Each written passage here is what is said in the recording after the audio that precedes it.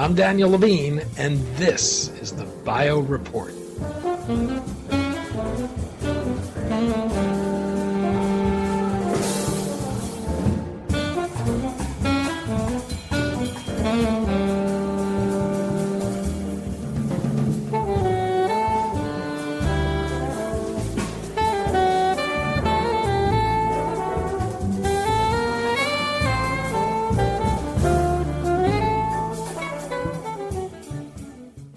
More than a decade after the approval of a curative therapy for hepatitis C, hepatitis B has proven more challenging to tackle. Vir Biotechnology, in collaboration with Alnylam Pharmaceuticals, is developing a promising combination approach that marries Vir's monoclonal antibody, tobivibart, with Alnylam Pharmaceuticals' siRNA, elebsiran. We spoke to Mark Eisner, Chief Medical Officer of Vir, about hepatitis B, the company's combination therapy and development with Alnylam, and its platform technologies for developing treatments for infectious disease and cancer.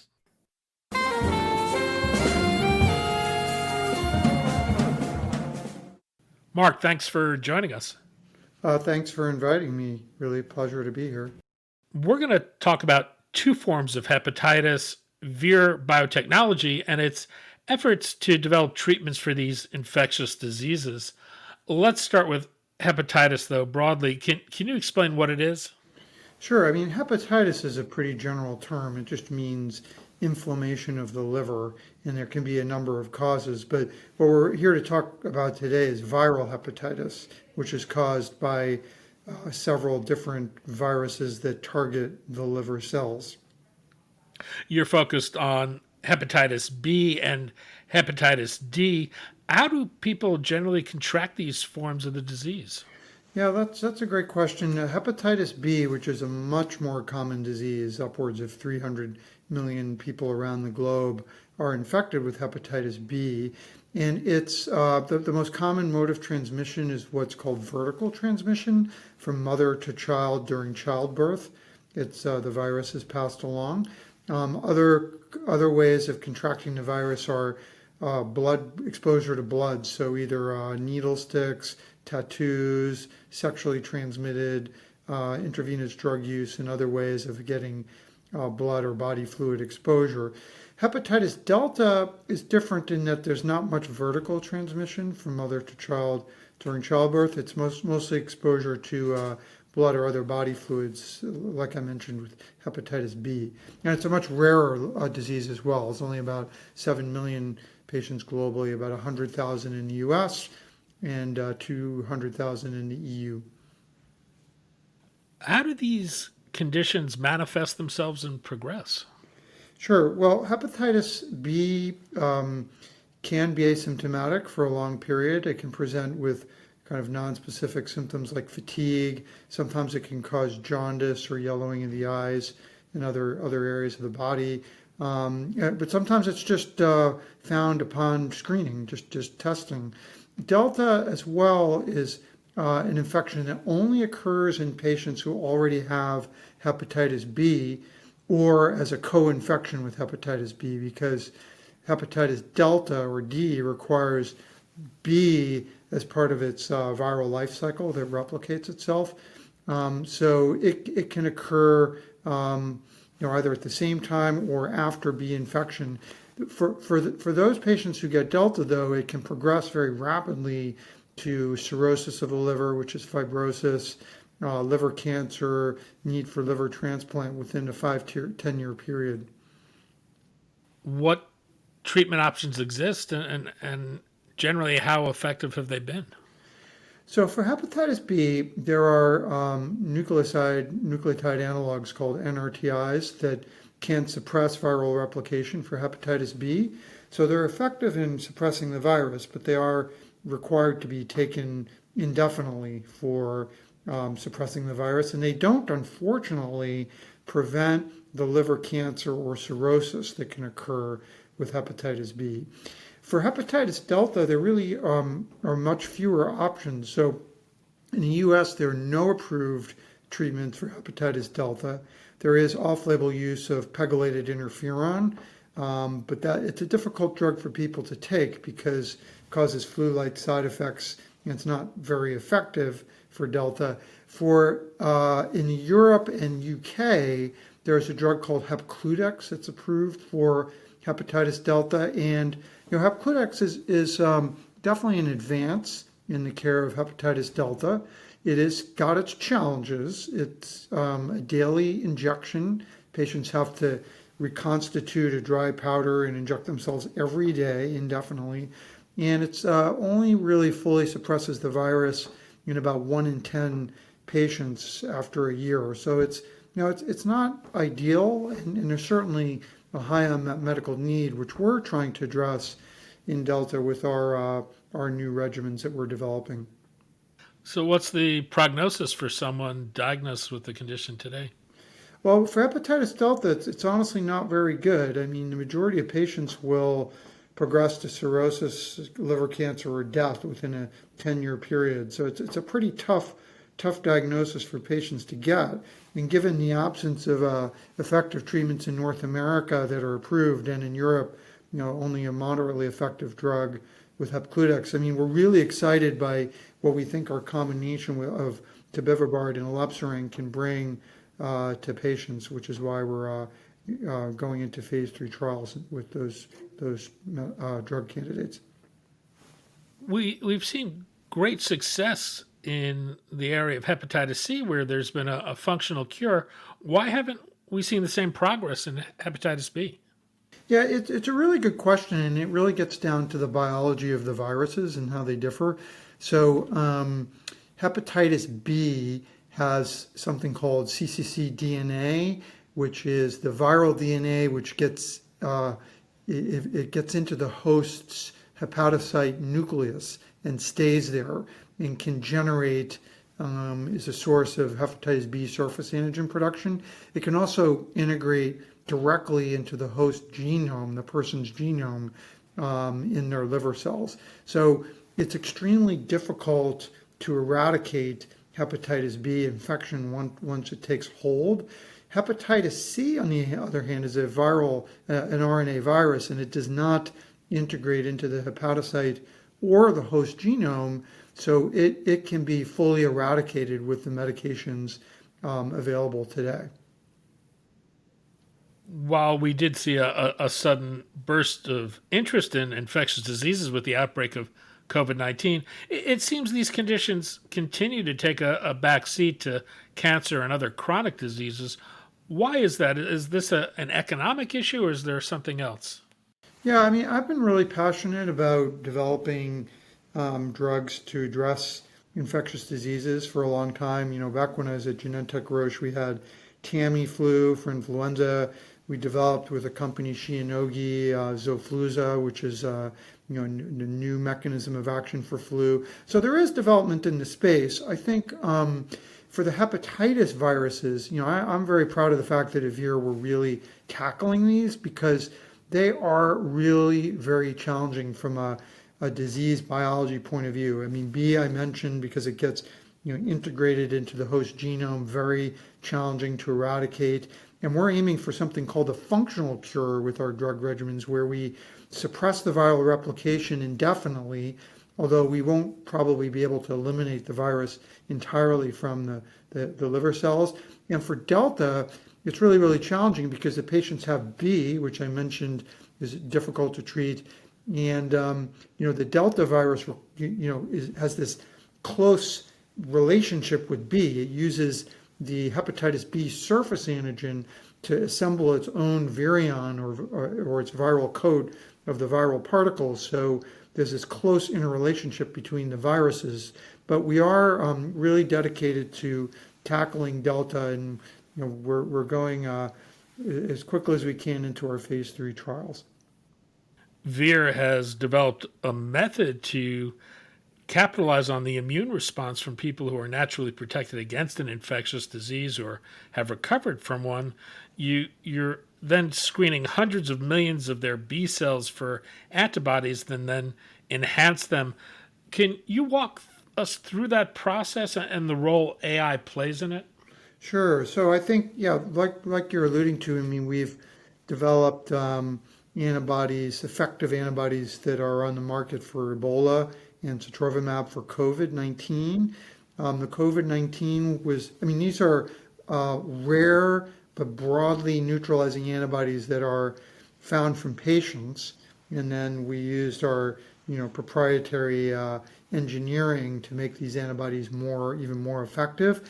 But what I think is really exciting about the antibody engineering platform is the DAISY artificial intelligence component. So what that does is allows us, once we have an antibody candidate and we want to improve and optimize an antibody, instead of just a sort of trial and error approach, which is very challenging because of the almost indefinite chemical space, our DAISY platform can utilize existing databases of millions of protein sequences and then generate antibody candidates that we can then prioritize and test to find, the best antibody candidates in a very much truncated and quick fashion.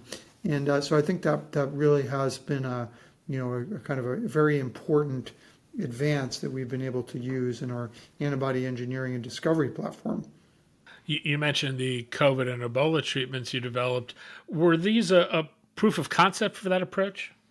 Yeah, I mean, I think we've evolved even further since then, in terms of how we can optimize antibodies. So, yes, I mean, those were important programs, but I think, what we can do today is even more impressive. And when we haven't talked about it yet, but when we marry that with our T cell engager platform that we acquired from Sanofi, we can take the masking technology that we brought in, both the platform and the people who developed the platform who have joined Vir, and we marry that with our antibody discovery and engineering capability. And I think we can do something really special in terms of engineering the next generation of oncology drug candidates.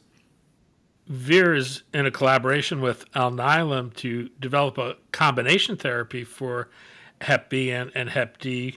This combines tobivibart, a monoclonal antibody discovered by Vir, in combination with a small interfering RNA therapy discovered by Alnylam. What's the case for this type of a combination approach? Sure. Well, there's a couple of aspects that I could touch on. One is sort of the partnering approach. And, at Vir, we're very much keenly focused on partnering as a way to find the best innovation out there. And I think, bringing in elebsiran as a small interfering RNA to combine with tobivibart, both for hepatitis B and D, has been an important part of our strategy. I think our GSK partnership, for COVID is a different example where, we discovered and developed this antibody, but partnering with GSK with their global reach to make sure that the drug really got to the patients worldwide was really a very, very successful strategy for us. In terms of specifically why we're excited about the combination of tobivibart and elebsiran, they address different aspects of the hepatitis delta virus. The tobivibart, which binds to surface antigen, hepatitis B surface antigen, it blocks the entry of delta into the liver cell, the hepatocyte, and it binds to the fully formed virions and leads to their neutralization. We also think it plays a role in inducing T cell responses to the delta virus as well. The small interfering RNA elebsiran knocks down all of the gene expression in the hepatitis B family. So what it specifically does is it degrades the mRNAs, including the one for hepatitis B surface antigen. So by bringing two different mechanisms of action, it leads to very much an enhanced mechanistic approach and better efficacy. I'm not aware of any other therapy that combines a monoclonal antibody with a siRNA.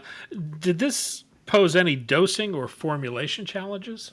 Yeah, it really doesn't because it's a very convenient approach for patients. So it's two subcutaneous injections monthly, one for tobivibart, one for elebsiran.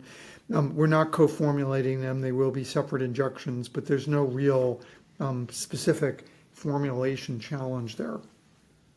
There's not a long list of siRNAs that have been used in infectious diseases, but does the fact that this is a liver disease make siRNAs well suited since they can reliably target the liver?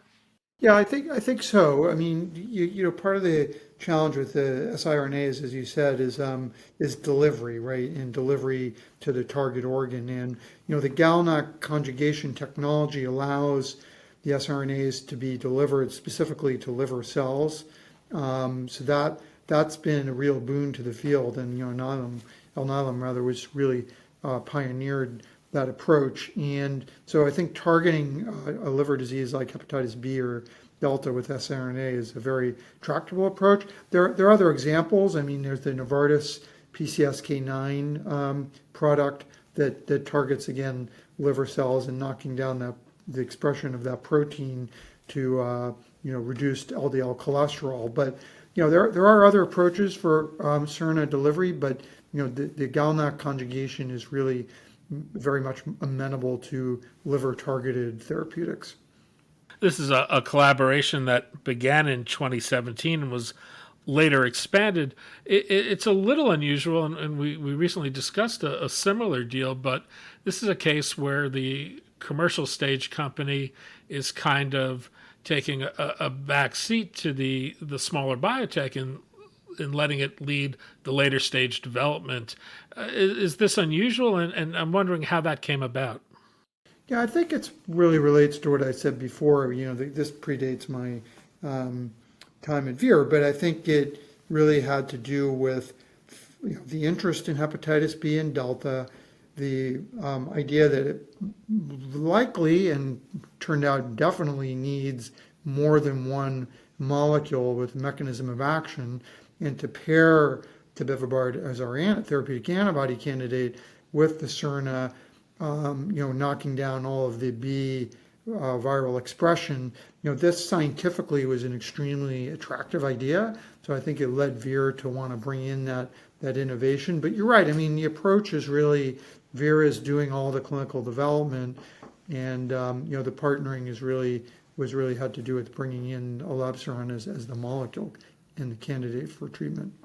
Is the expectation that if you're successful, that Vir will commercialize the therapy? Yeah, so for what we've said is for Delta, we are in the driver's seat for clinical development. We're going to phase 3. We're going to enroll our first patient first half of this year, and we do plan to commercialize for Delta. For hepatitis B, it's a much bigger disease area. Many more patients have it. It's going to be, a larger development program. We are looking for a worldwide development and commercialization partner for hepatitis B outside of Greater China, where we already have a partnership with Brie. So we are taking, complementary but different approaches to D and B development and commercialization. And what's known about the safety and efficacy from the studies you've done to date? Right. So for hepatitis delta, we've reported really exciting data from our Solstice trial, where we have shown that the combination of tobivibart and elebsiran together really lead to viral suppression in 100% of the patients.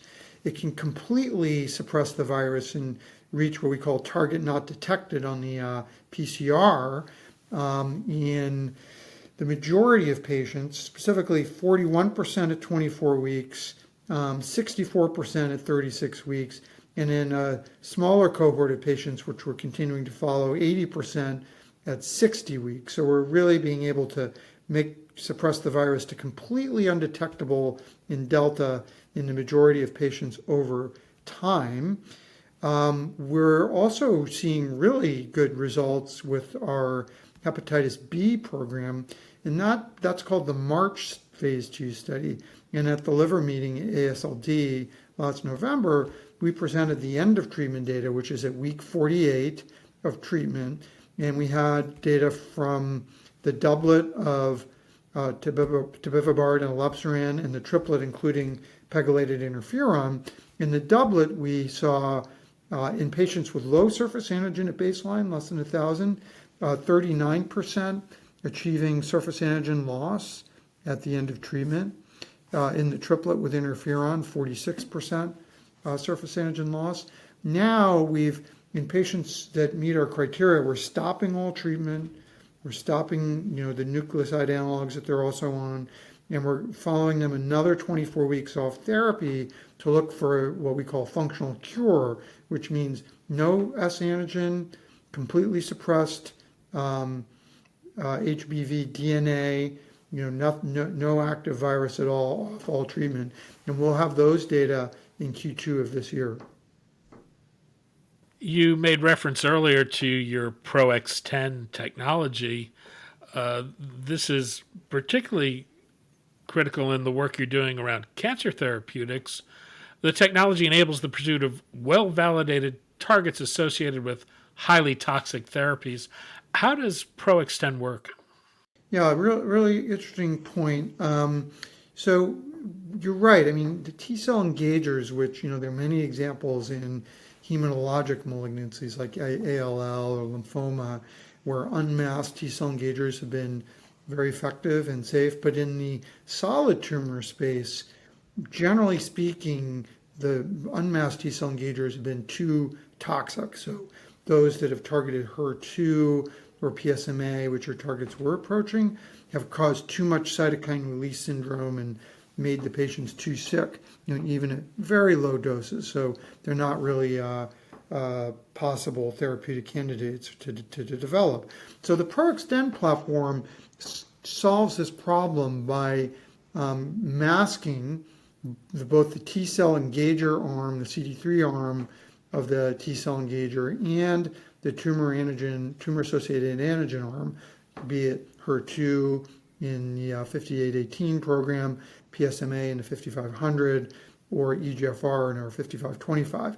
And the way these dual masks work is they're large, unstructured polypeptides that sterically hinder the binding sites. So when these TCEs that are double masked are in the blood or the normal tissue, they don't do anything. They don't engage the T cell or the tumor. When they get into the tumor microenvironment, where there's many different proteases that are there, they cleave off the protease cleavable linkers, release off the masks, and now the TCE can bind the T cell, can bind the tumor cell, bring them together for the T cells to kill the tumor cells in the tumor. When that unmasked TCE then gets back into the blood or the normal tissue, it has a very short half-life, so it doesn't cause toxicity. So it's all about achieving what we call therapeutic index, so good efficacy or strong efficacy at a reasonable safety, so having that window as wide as possible. So in a nutshell, that's what we're doing with the dual masked TCE platform. I take it that you not only get the benefit of extended half-life, but this also requires less frequent dosing. So it does. That's an interesting point. So these masked TCE, the masks themselves are half-life extenders. So that is an important point.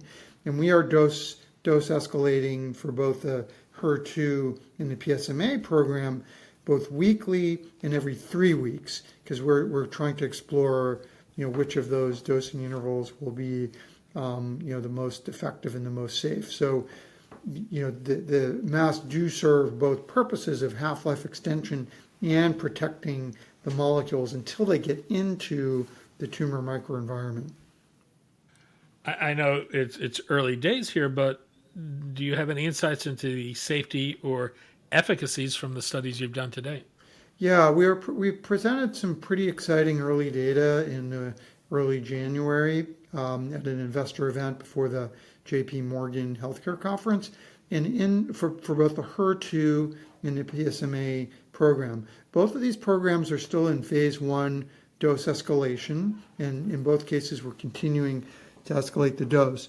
But in the HER2 program, we saw some really promising signs of efficacy. We presented one patient who had breast cancer, metastatic breast cancer, with 9 prior lines of therapy, including in HER2, who had very inflamed skin with infiltration of tumor into the skin around her chest and breasts. And after a few weeks of our program with 5818, it cleared up very dramatically. So that was really clearly showing that even in a heavily pretreated patient, that we are seeing a really strong sign of efficacy with our dual mass TCE.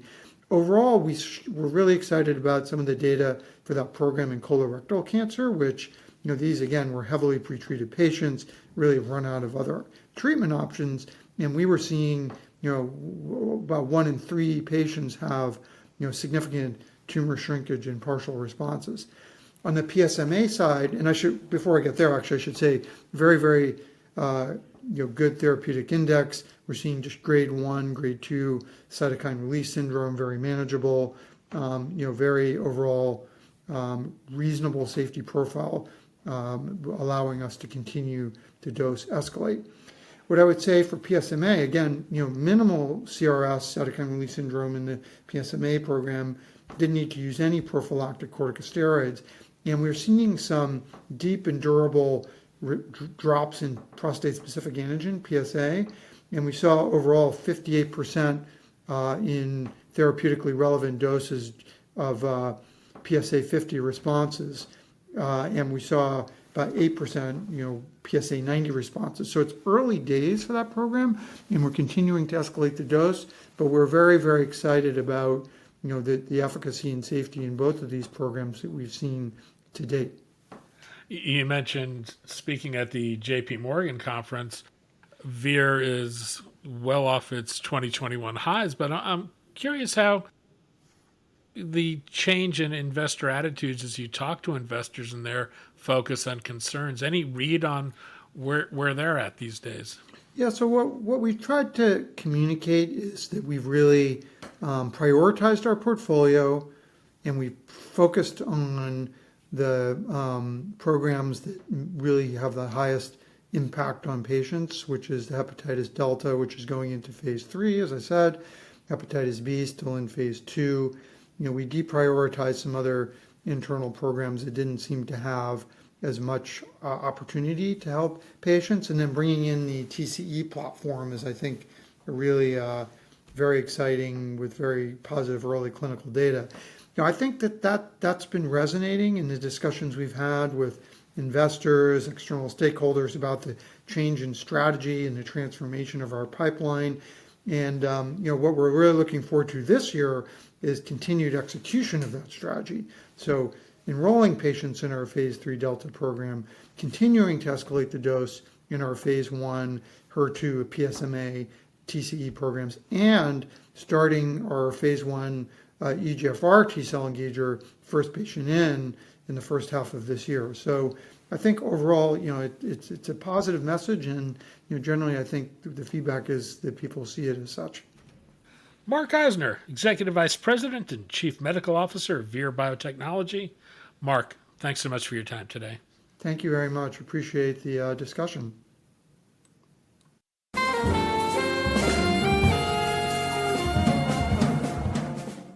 Thanks for listening.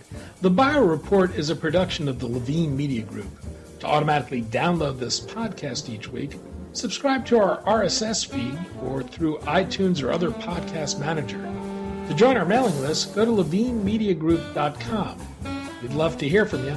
If you want to drop us a line or are interested in sponsoring this podcast, send an email to danny@levinemediagroup.com. Special thanks to Jonah Levine, who composed our theme music, and the Jonah Levine Collective, which performs it.